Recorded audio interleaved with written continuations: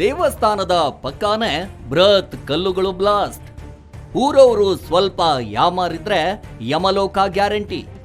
ಬೃಹತ್ ಆಳದ ತಗ್ಗು ಗುಂಡಿಗಳಿಂದ ಸಾವಿಗೆ ಆಮಂತ್ರಣ. ನೋ ಸೇಫ್ಟಿ, ಬಲಿ ಗ್ಯಾರಂಟಿ. ಇದು ಮಾಕಾಪುರ ಗ್ರಾನೈಟ್ ಭಯಾನಕ ಸತ್ಯ. ಪ್ರಭಾವಿಗಳ ದಾಂಡಸಿಗೆ ಅಮಾಯಕರು ಗಪ್ಚೂಪ್. ಊರು ಜನರ ಗೋಳು ಕೇಳೋರು ಯಾರೂ ಇಲ್ವೇ? ಗ್ರಾನೈಟ್ ನೇಮ್ ಬೋರ್ಡು ಹುಡುಕಿದ್ರೆ ಗೂಗ್ಲೇಬೇಕು ದೂರ ದೂರ.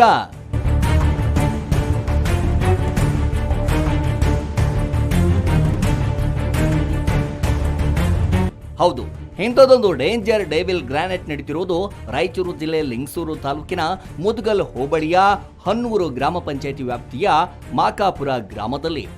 ಬಂಡೇರಂಗ ದೇವಸ್ಥಾನದ ಪಕ್ಕಾನೆ ಗ್ರಾನೈಟ್ ಸಿಬ್ಬಂದಿಗಳು ಬೃಹತ್ ಕಲ್ಲುಗಳನ್ನು ಸ್ಫೋಟಿಸುತ್ತಿದ್ದು, ಅದರ ಭಯಾನಕತೆಗೆ ಪ್ರಾಣಿಗಳು ಚದುರಿ ಅಡ್ಡ ತಿಡ್ಡಿ ಓಡಾಡುತ್ತಿವೆ.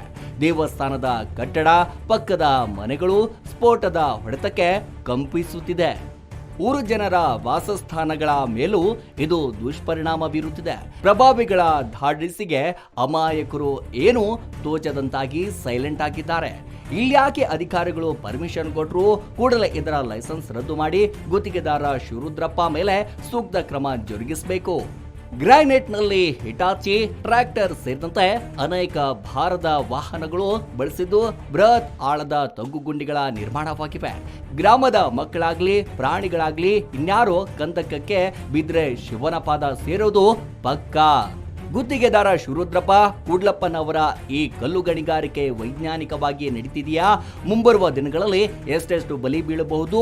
ರಾಯಚೂರು ಜಿಲ್ಲಾಧಿಕಾರಿಗಳು, ಜಿಲ್ಲಾ ಗಣಿ ಮತ್ತು ಭೂ ವಿಜ್ಞಾನಿ ಇಲಾಖೆ ಅಧಿಕಾರಿಗಳು, ಲಿಂಗಸೂರು ತಹಶೀಲ್ದಾರರು, ಪೊಲೀಸ್ ಇಲಾಖೆಯವರು ಹಾಗೂ ಹನ್ನೂರು ಗ್ರಾಮ ಪಂಚಾಯಿತಿ ಅಭಿವೃದ್ಧಿ ಅಧಿಕಾರಿಗಳು ಕೂಡಲೇ ಈ ಕಲ್ಲು ಗಣಿಗಾರಿಕೆ ಬಂದ್ ಮಾಡಿಸಬೇಕು.